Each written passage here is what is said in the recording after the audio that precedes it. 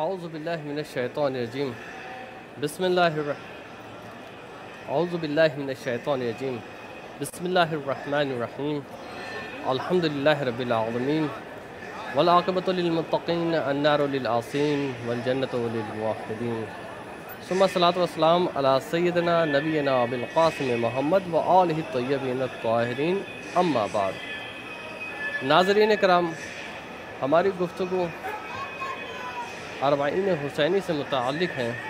قبل از گفتگو میں کہنا یہ چاہوں گا کہ خداوند عالم کا لاکھ لاکھ شکر ہے کہ اس نے ہمیں ایک بار پھر سن 1443 ہجری میں یہ توفیق عطا کی کہ ہم ایک مرتبہ پھر سے اربعین حسینی میں امام حسین کے اوپر گریہ کر سکیں اور ان مومنین میں سے شمار ہو سکیں کہ جن کے بارے میں خود ابا عبداللہ علیہ السلام نے ذکر کیا، خود حضرت امام حسن عسکری علیہ السلام نے ذکر کیا کہ علامت المومن خمسہ، مومن کی علامت 5 ہیں۔ ایک وہ کہ مومن وہ ہے کہ جو سجدگاہ پہ سجدہ کرتا ہے، خاک پہ سجدہ کرتا ہے۔ دوسری علامت تختم بالیمین، یعنی اپنے داہنے ہاتھ میں انگوٹھی پہنتا ہے۔ اور تیسری علامت جو امام نے قرار دی ہے وہ یہ ہے کہ جہر بے بسم اللہ، یعنی بسم اللہ جہر کے ساتھ بیان کرتا ہے، بولتا ہے، آواز بلند آواز کے ساتھ وہ بسم اللہ پڑھتا ہے۔ اور ایک علامت یہ ہے کہ وہ 51 رکعت نماز پڑھتا ہے۔ اور ایک آخری علامت جو امام نے بیان کی ہے وہ یہ ہے کہ وہ زیارت اربعین پڑھتا ہے۔ تو عزیزوں، یہ علامت امام نے جو زیارت اربعین کے تخصص سے بیان کی ہے، اور مطلقاً اگر اس روایت کو دیکھیں تو یہ روایت اگر اس کے ہر ایک پہلو کی طرف نگاہ کرے تو یہ بتاتی ہے کہ یہ علامت مومن ہی نہیں بلکہ امام نے در حقیقت یہاں پہ بیان کرنا چاہا کہ یہ علامت شیعہ جو ہے وہ 5 ہیں، علامت اتباع اہل بیت جو ہے وہ 5 ہیں۔ کیونکہ جب ان تمام علامتوں کی باریکیوں پر اگر ہم نے غور کیا تو غور کرنے کے بعد ہمیں یہ نتیجہ نکلا کہ یہ صرف ان کے لیے ہے کہ جو اہل بیت کو فالو کرتے ہیں، جو اہل بیت کی اتباع کرتے ہیں۔ مثال کے طور پہ میں ایک ایک علامت کے بارے میں آپ کو ذکر کرتا چلوں۔ جب امام نے فرمایا کہ مومن کی علامت 5 ہے، جس میں سے یہ ہے کہ وہ جہر بسم اللہ کرتا ہے، یعنی بسم اللہ بلند آواز کے ساتھ وہ پڑھتا ہے۔ تو عزیزان گرامی، تاریخ اور روایتوں میں جب ہم نے دیکھا تو میں کسی اور کا حوالہ نہیں دوں گا، امام فخر الدین رازی نے اپنی تفسیر میں بیان کیا تھا کہ یہ جو بسم اللہ پڑھنا اور وہ بھی بلند آواز کے ساتھ پڑھنا یہ اتباع علی کا شعار ہے۔ اب جب فخر الدین رازی نے یہ بیان کیا تو یہاں تک یہ بھی بیان کر دیا کہ حتیٰ کہ امیر المومنین سے جو بغض رکھتے تھے انہوں نے یہ شعار اپنا لیا تھا کہ وہ بسم اللہ کو جو ہے وہ خفی آواز سے پڑھتے تھے۔ تو اس کا مطلب یہ ہوا کہ یہ علامت جو ہے خاص اتباع علی کی ہے۔ اور یہی نہیں بلکہ ایک اور علامت جو امام نے اس حدیث میں بیان کی ہے وہ یہ ہے کہ تختم بالیمین، یعنی مومن کی علامت یہ ہے کہ وہ داہنے ہاتھ میں انگوٹھی پہنتا ہے۔ تو اب یہ داہنے ہاتھ میں انگوٹھی پہننا یہ کیسے اب مومن کی علامت ہو سکتی ہے، سمجھ میں نہیں آ سکتا تھا کہ ایک عام آدمی بھی انگوٹھی اپنے ہاتھ میں پہن سکتا ہے۔ لیکن جب ہم نے اس کے بارے میں تحقیق کی تاریخ کے زمرے میں تو دیکھا تو وہاں پہ بھی ہم کو یہ ملا کہ مولا متقیان کے زمانے میں جو ان کے تابعین تھے، جو ان کو فالو کرتے تھے، ان کے بارے میں ملتا تھا کہ وہ داہنے ہاتھوں میں انگوٹھی پہنتے تھے، اور اس چیز کو ان کے دشمنوں کو ناگوار گزری اور انہوں نے یہ شعار اپنا لیا تھا کہ انگوٹھیوں کو وہ بائیں ہاتھ میں پہنتے تھے۔ دیکھیں کتنی باریکی سے امام کا کلام ہے۔ امام کہنا یہ چاہ رہے ہیں کہ علامت مومن 5 ہیں۔ در حقیقت ہم نے جب تمام علامت پہ غور کیا تو وہ علامت ہے کہ جو اتباع علی اور آل علی میں پائی جاتی ہے۔ تیسری علامت جو سب سے نمایاں علامت ہے کہ خاک پہ سجدہ کرنا۔ خاک پہ سجدہ کون کرتا ہے؟ وہی کرتا ہے کہ جو حسین سے متمسک ہے، جس کی نگاہ میں خاک شفا ہے، اور وہ بھی خاک خصوصاً جو امام حسین کی تربت کی ہو، تو وہ خاک پہ سجدہ کرتا ہے، اور سجدہ کرتے وقت اس کی نیت یہ ہوتی ہے کہ اسی خاک سے آئے ہیں اور اسی خاک میں جانا ہے۔ تو یہ علامت مومن ہے۔ لیکن سب سے ابرز جو علامت امام حسن عسکری نے بتائی ہے وہ ہے زیارت اربعین۔ زیارت اربعین امام حسن عسکری علیہ السلام نے علامت مومن بتائی۔ تو آیا زیارت اربعین کیا ہے؟ ہمارے یہاں جو زیارت کا ایک تصور پایا جاتا ہے کہ زیارت مثال کے طور پر کہ ایک طریقے سے اذن دخول ہے، یعنی آپ نے زیارت پڑھ لی تو اب آپ اس قابل ہو گئے کہ امام کی زری کو مس کر سکیں۔ نہیں عزیزو، زیارت فقط پڑھ لینے کی چیز نہیں ہے، بلکہ زیارت نامہ ایک اہم پیغام کو اپنے اندر سمیٹے ہوتا ہے۔ اس کا ہر ایک جملہ ایک پیغام کو لیے ہوتا ہے۔ اگر آپ تمام زیارات کو دیکھیں اور زیارات کے جملات پہ تدبر کریں تو آپ کو پتہ چلے گا امام نے اس میں کتنے سارے اسرار کو پوشیدہ کر رکھا ہے۔ اب مثال کے طور پر اسی زیارت اربعین کے جملے کو دیکھیں کہ میں پوری زیارت اربعین کی شرح نہیں بیان کروں، بس ایک جملہ میں آپ کے سامنے پیش کر دیتا ہوں کہ امام اس زیارت اربعین میں بیان کرتے ہیں، اللہم انی اشہد انہ بذل مہجتہ لیستنقذ عبادک من الجہالہ وحیرۃ من الضلالہ۔ یعنی اے خدا، یعنی امام خود خدا کی بارگاہ میں اس بات کی گواہی دے رہے ہیں کہ خداوندہ میں اس بات کی گواہی دے رہا ہوں، اور جب بندہ اس جملے کی تکرار کر رہا ہوتا ہے تو اس کے ذہن میں بھی وہی تخیل آنا چاہیے کہ جو امام تخیل لانا چاہتے ہیں، کہ بندہ جب زیارت اربعین پڑھے تو اس بات کا ضرور خیال رکھیں کہ یہ قربانی امام حسین نے دی ہے تو کیسی عظیم قربانی ہے۔ امام اس میں فرماتے ہیں کہ اے خدا، میں گواہی دیتا ہوں کہ امام حسین نے اپنا خون جگر تیری راہ میں پیش کر دیا۔ کس لیے؟ اپنے لیے نہیں، اپنی کامیابی کے لیے نہیں، اپنے خانوادے کی کامیابی کے نہیں، بلکہ کس لیے اپنا خون جگر پیش کیا، اپنا خون پیش کیا کس لیے؟ تاکہ لیستنقذ عبادک من الجہالہ، تاکہ تیرے بندے کو جہالت سے نکال سکے، تاکہ تیرے بندوں کو ایک گمراہی اور پریشانی سے نکال سکے۔ تو عزیزوں، امام حسین نے وہ عظیم قربانی دی ہے، کس لیے دی ہے؟ دیکھیں، پیغام کے اوپر توجہ دیں۔ زیارت اربعین فقط زیارت نامے کا نام نہیں بلکہ ایک مجموعہ پیغام کا نام ہے زیارت اربعین۔ امام کہنا کیا چاہتے ہیں؟ امام کہتے ہیں کہ تدبر کرو، غور کرو، فکر کرو کہ امام نے اتنی عظیم قربانی جو دی ہے، سید الشہداء نے اتنی عظیم قربانی دی ہے، کس لیے دی ہے؟ تاکہ لوگوں کو جہالت سے نکالیں، گمراہی سے نکالے۔ کیسی جہالت، کیسی گمراہی؟ جہالت، اس جہالت سے نکالے کہ جو جہالت دین تھی، گمراہی اس گمراہی سے نکالے کہ جس میں انسان کے اندر یہ تمیز ختم ہو گئی تھی کہ حرام کیا ہے، حلال کیا ہے، اور انسان کو حتیٰ یہ تمیز ختم ہو گئی انسان کے اندر کہ وہ حجت الہی کو نہیں پہچان سکتا کہ حجت الہی کون ہے اور دشمن الہی کون ہے۔ تو امام کی قربانی ایسی قربانی تھی کہ جس نے لوگوں کو اس گمراہی، پریشانی، اس حیرانی سے باہر نکال دیا۔ تو عزیزو، امام حسین نے وہ عظیم قربانی دی، اور یہی وجہ ہے کہ امام حسین کو خداوند عالم نے ایک عظیم مرتبے پہ فائز کیا۔ اور متعدد روایت ہے کہ ان الحسین مصباح الہدیٰ و سفینۃ النجات، امام حسین مصباح ہدایت ہیں، سفینہ نجات ہیں۔ متعدد روایت ہیں، اس قدر بلند مقام و مرتبہ امام حسین کا ہے کہ فقط امام حسین کا ہی نہیں بلکہ ان کے زائرین کا مقام اتنا بلند ہے، ان کی زیارت کا مقام اتنا بلند ہے کہ جس کے بارے میں ابھی چند روز پہلے آغا آیت اللہ شیخ بشیر حسین نجفی صاحب نے فرمایا کہ امام حسین کی زیارت ایسی زیارت ہے کہ جو تمام ائمہ پر برتریت رکھتی ہے، تمام ائمہ پر افضلیت رکھتی ہے امام حسین علیہ السلام کی زیارت۔ تو عزیزو، آخر کیا وجہ ہے کہ خداوند عالم نے امام حسین کو یہ فضیلت دی؟ تو عزیزو، یہ فضیلت امام حسین کو جو ملی ہے وہ امام حسین کی اس قربانی کی بنا پہ ملی ہے۔ تو قربانی تو دیگر ائمہ نے بھی دی، دیگر انبیاء نے بھی دی، آخر کیا خاص ہے امام حسین کی قربانی میں؟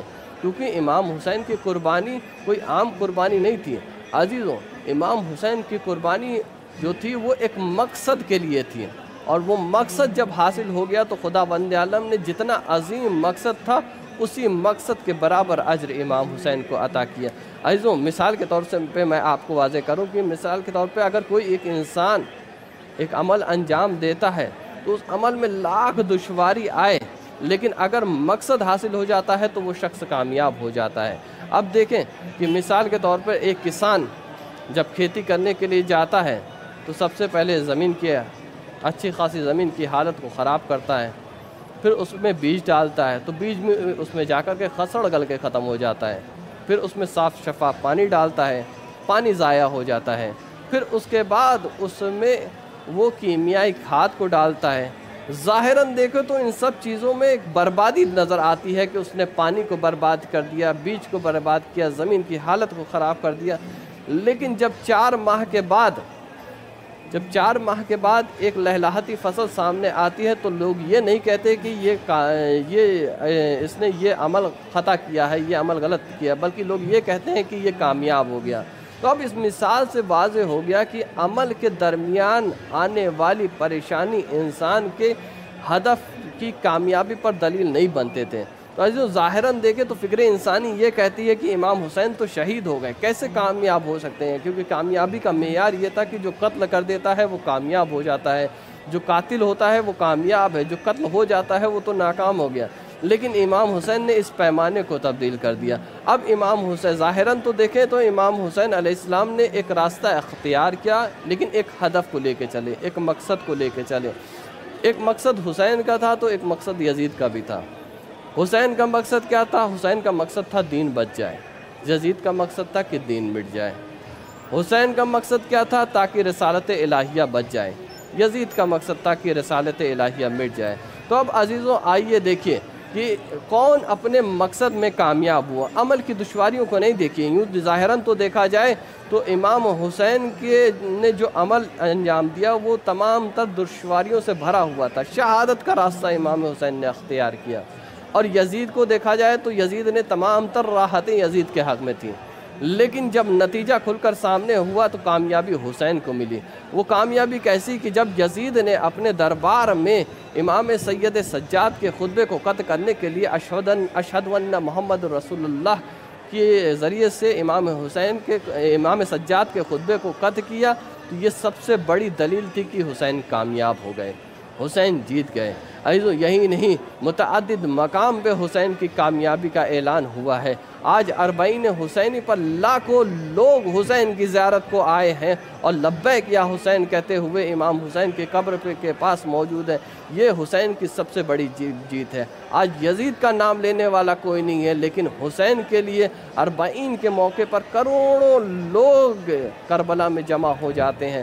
اس سے بڑی حسین کی کامیابی کیا ہوگی؟ لیکن عزیزو، یہ 40 حسینی فقط کامیابی حسینی کا اعلان نہیں ہے، بلکہ علماء نے جو اسے تعبیر کیا ہے یہ پیش خیمہ ظہور ہے۔ یعنی یہ 40 جہاں ایک طرف امام حسین کی جنگ کا، امام حسین کے عمل کی کامیابی کی دلیل ہے، تو دوسری طرف یہ امام حجت کی ظہور کے لیے پیش خیمہ ہے۔ کس طریقے سے امام حجت کے لیے یہ پیش خیمہ ہے؟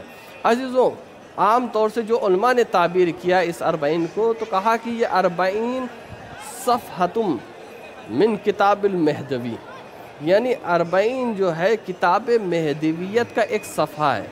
میں کہوں گا صفحہ نہیں بلکہ ایک جز ہے۔ کس طریقے سے؟ عزیزوں، جب ہم 40 کے موقع پر کروڑوں افراد کو، وہ جو دنیا کے ہر ایک کونے سے بوڑھے بھی آ رہے ہیں، جوان بھی آ رہے ہیں، بچے بھی، ایسا مجمع ہے کہ جس کو آج تک دنیا نے کہیں نہیں دیکھا۔ یہ مجمع جب 40 کے موقع پر اکٹھا ہوتا ہے اور پیدل چل کے نجف سے کربلا، بلکہ متعدد علاقوں سے، عراق کے متعدد علاقوں سے پیدل چل کے آتے ہیں، یہ مجمع جب کربلا کی جانب آتا ہے تو سب کے زبان پہ صرف ایک ہی نعرہ ہوتا ہے، لبیک یا حسین، لبیک یا حسین، لبیک یا حسین۔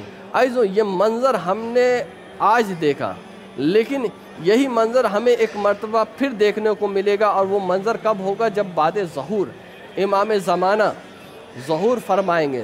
ظہور فرمانے کے بعد جب وہ مکے میں تقریباً جو روایتوں میں ملتا ہے 10,000 یا 12,000 کے لشکر کے ساتھ تجدید بیعت کے لیے رسول خدا کے مزار پہ جائیں گے.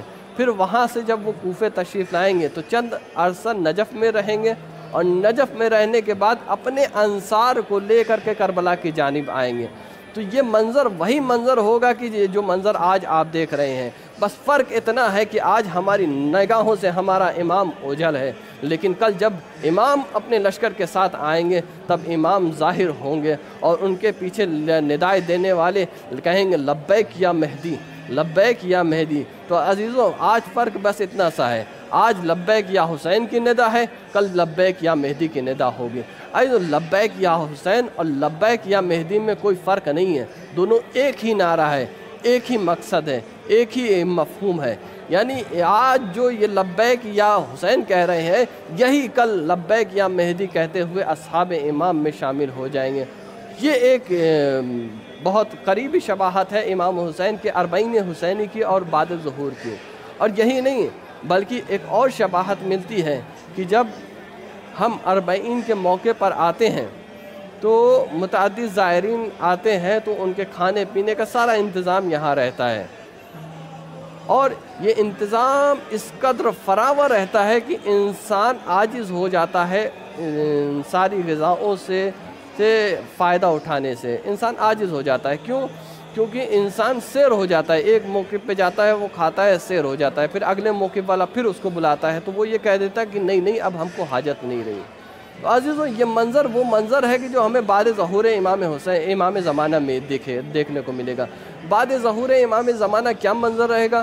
منظر یہ رہے گا کہ جب امام زمانہ ظہور کریں گے تو زمین اپنے خزانے کو نکال کے باہر پھینکے گی، اور سارے خزانے زمین کے نکل کے ابھر کر کے سامنے آ جائیں گے.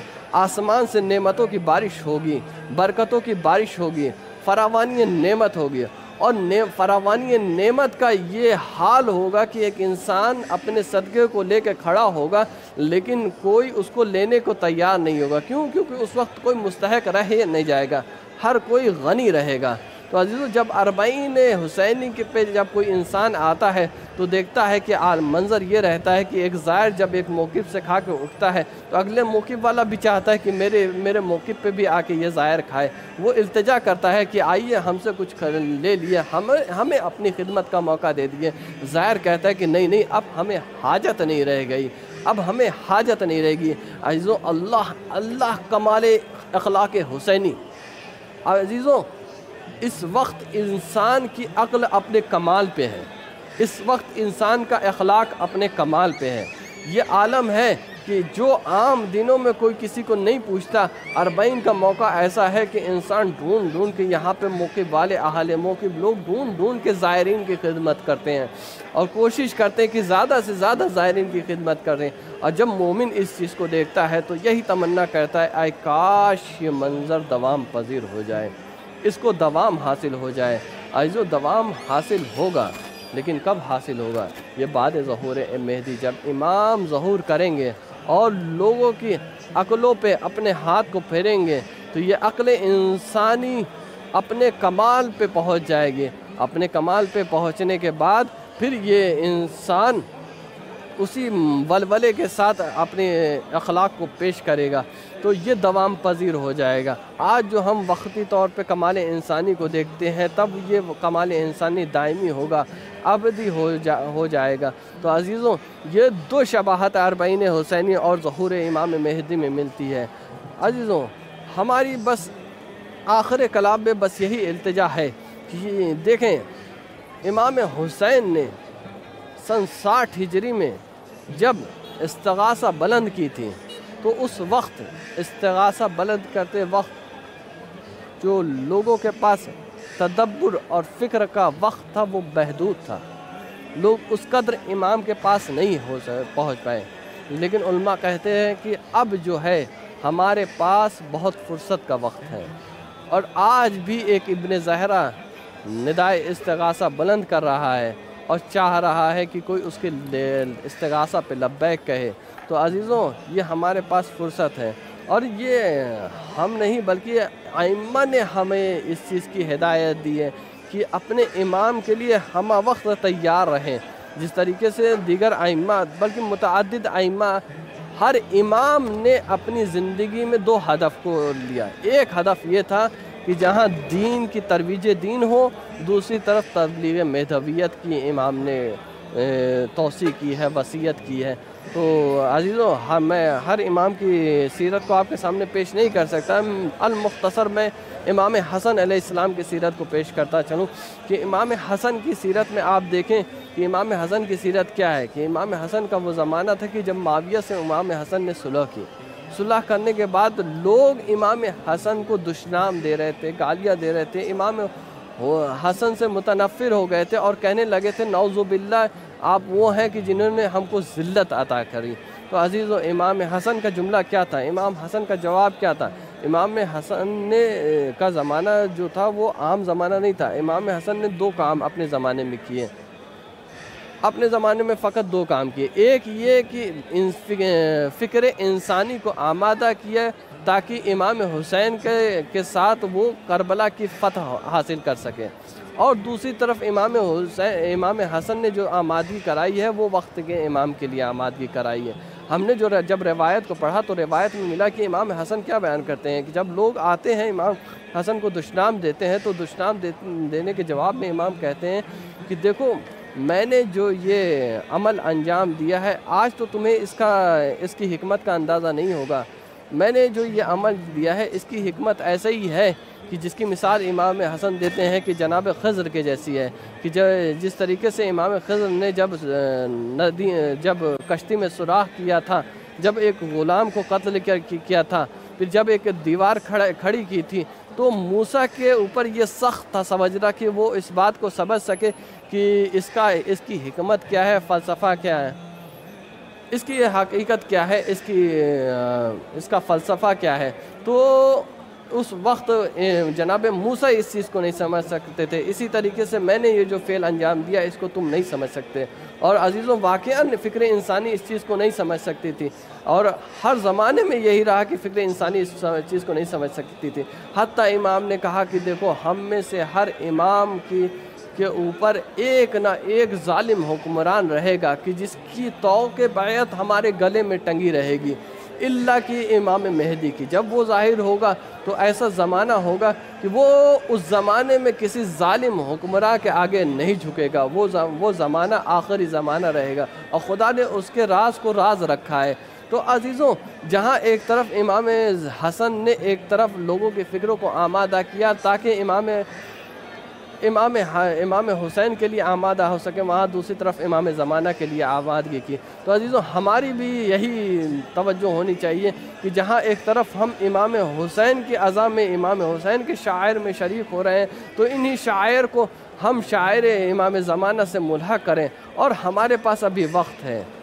میری آپ سے التجا ہے، اے عشاق مہدیین، اے مہدیین، منتظران مہدوین، میری آپ سے ایک ہی التجا ہے کہ آمادگی کریں اس سے پہلے کہ ابن زہرہ تنہا رہ جائے اور ندا دے، اس ندائے استغاثہ بلند کرے اور کوئی لبیک کہنے والا نہیں. عزیزوں یہ منظر ہم نے سن 60 ہجری میں دیکھا، لیکن اب یہ منظر دہرانا نہیں چاہیے. جب امام زمانہ ظہور کریں تو ہمارا کردار ایسا ہو کہ ہم لبیک یا مہدی کہتے ہوئے امام کے ساتھ ملحق ہو جائے اور امام کے ساتھ شریک ہو جائے. وآخر دعوانا والحمد للہ رب العالمین. اور اسی کے ساتھ میں التجا کرتا ہوں خداوند عالم کی بارگاہ میں کہ ہمیں منتظران مہدی، اصحاب مہدی میں شمار فرما. اللہ کی